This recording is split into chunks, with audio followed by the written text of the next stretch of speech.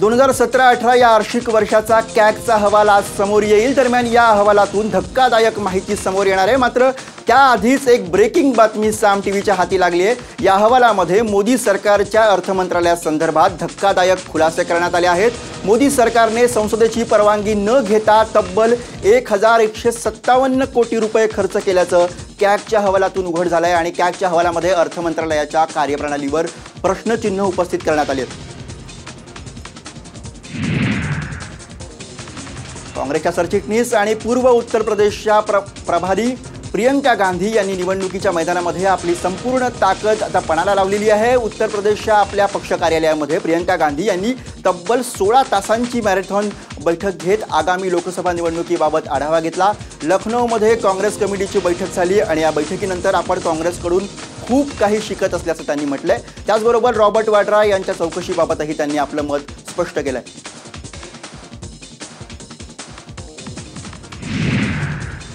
बहुत अच्छा लग रहा है और बहुत समय तक मेरा इंतज़ार किया, उनके लिए बहुत बहुत धन्यवाद उसके लिए। और उनसे बहुत सीखने को मिल रहा है संगठन के बारे में, उनके क्षेत्र में संगठन कैसा है, डिस्ट्रिक्ट की कमेटियां कैसी हैं, ब्लॉक की कमेटियां कैसी हैं, सब जानकारी मैं ले रही हूँ। ये चीज़ें चलती रहेंगी, ये चीज़ें चलती रहेंगी। मैं अपना काम कर रही हूँ। ठीक है भैया जी, बिल्कुल मैं काम कर रही हूँ अपना काम। राफेल विमान करारावरून काँग्रेस अध्यक्ष राहुल गांधी यांनी पंतप्रधान नरेंद्र मोदी यांच्यावर पुन्हा एकदा चौफेर हल्ला चढवलाय। नरेंद्र मोदी हे भ्रष्ट व्यक्ती असून अनिल अंबानी यांना गोपनीय माहिती देऊन त्यांनी गोपनीयतेच्या कायद्याचा भंग केला आहे। त्यासाठी त्यांच्यावर खटला चालवून त्यांना तुरुंगात डांबलं पाहिजे असं राहुल गांधी यांनी म्हटलंय।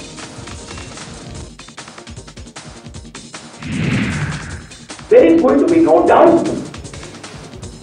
doubt in anybody's mind that the Prime Minister is a corrupt man and उन्होंने अनिल अंबानी की बदली, मतलब इससे और क्लियर क्या हो सकता है भाई?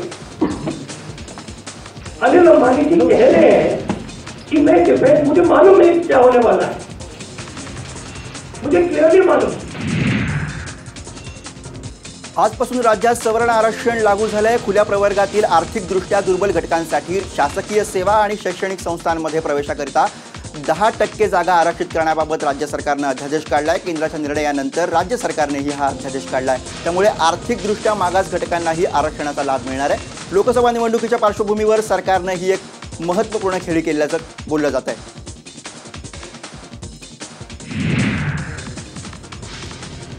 भाजपसोबत युती करताना शिवसेना मोठ्या भावाचा मान मिळवण्यासाठी आग्रही आहे आणि तो मान मिळाला तरच युतीत राहू अशी भूमिका उद्धव ठाकरेंपासून सर्वांनीच वेळोवेळी बोलून दाखवले। असं असतानाही आज सेनेच्या मुखपत्रातून घेतलेल्या भूमिकेमुळे संभ्रम निर्माण झालाय।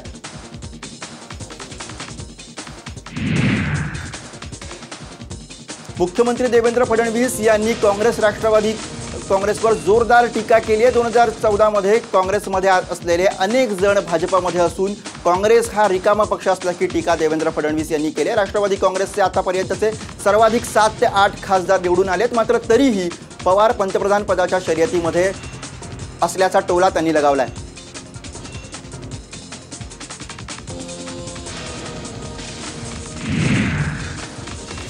मध्ये काँग्रेसमध्ये असलेले अनेक लोक आता आपल्या सोबत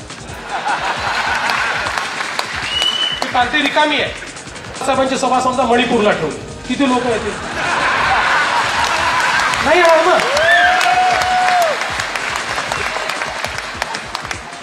पण यांचा आत्मविश्वास काय दुर्दम्य आहे बघा। आता राष्ट्रवादी काँग्रेसच्या आतापर्यंत आलेल्या अधिकतम जागा किती? मला वाटतं 2 आकडा कधीच पार नाही केला, 2 आकडा पार नाही केला। पण सगळेच पंतप्रधान पदाच्या शर्यतीत आहो, हे समजतच नाही। पंतप्रधान पद आहे का आपली ती खुर्ची कुठली संगीत खुर्ची आहे हे समजायचं काम नाही। दरम्यान मुख्यमंत्र्यांनी शरद पवार यांच्यावर केलेल्या टीकेला विधान परिषदेचे विरोधी पक्ष नेते धनंजय मुंडे यांनी जोरदार प्रत्युत्तर दिलंय। ज्यांचे खासदार आले नाहीत त्यांनी पंतप्रधान पदाची स्वप्न बघू नयेत। कधी काळी तुम्ही सुद्धा 2 आकड्यात सुद्धा नव्हतात हे माननीय मुख्यमंत्र्यांनी आपल्या पक्षाचा इतिहास बघितला पाहिजे। आज एक नक्की आहे की तुम्ही कितीही प्रयत्न केला की शेवटी आज तुम्हाला बेडूक फुगल्यानंतर बैल व्हायचा प्रयत्न करतो, पण नेमकं पुन्हा बेडकाची अवस्था व्हायला आणि ती राजकारणामध्ये जनता, मायबाप जनता आहे ती ठरवते. आज तुम्हाला जरी वाटत असलं की तुम्ही 263 वर गेलात, पुन्हा 2 वर यायला वेळ लागणार नाही, अशा पद्धतीचं तुमचं काम आहे.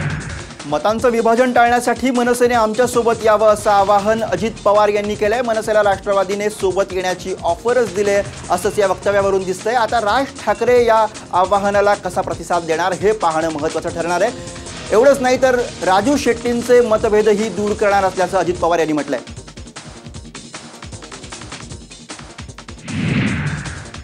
मनसेने पण चांगले मतं म्हणजे घेतलेली होती, काही ठिकाणी 1,00,000-1.5 लाख असे, तर ते पण बरोबर असतील तर अधिक जागा निवडून येण्याच्या करता मदत होईल. एखादी जागा मनसेला सोडली आणि मनसेने त्याबद्दल ऐकलं तर खरं काँग्रेसने, आमच्या राष्ट्रवादीने सगळ्यांनी विचार केला पाहिजे. साताऱ्यामध्ये काल खासदार उदयनराजे भोसलेंचा खास गायकी अंदाज पाहायला मिळाला. सातारा नगरपालिकेच्या वतीने जिल्ह्यातील नामांकित कला, क्रीडा, सांस्कृतिक क्षेत्रातील व्यक्तींचा गौरव करण्यात आला आणि खासदार उदयनराजे भोसले यांच्या हस्ते पुरस्कार वितरण करण्यात आले. यावेळी पुरस्कारानंतर उदयनराजे भोसले यांनी त्यांच्या खास शैलीमध्ये गाणं सादर केलं.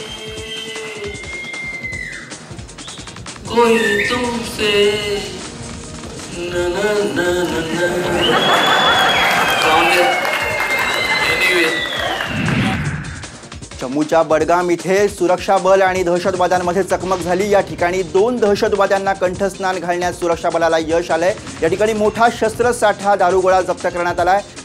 या दोन्ही दहशतवाद्यांची ओळख पटवण्याचं काम सध्या सुरू आहे.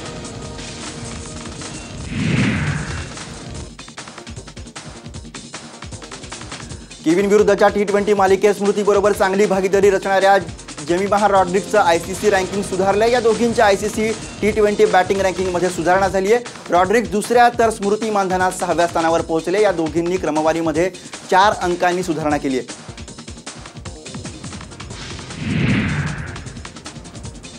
टीम इंडियाचा उपकर्णधार रोहित शर्माच्या मुलीचा एक व्हिडिओ सध्या सोशल मीडियावर कौतुकाचा विषय ठरलाय. यामध्ये रोहित शर्माची मुलगी समायरा गोड हसताना दिसते. रोहितच्या या हसऱ्या परीचं त्याच्या चाहत्यांनी खूप कौतुक केलंय. रोहितच्या पत्नीने हा व्हिडिओ Instagramवर शेअर केलाय.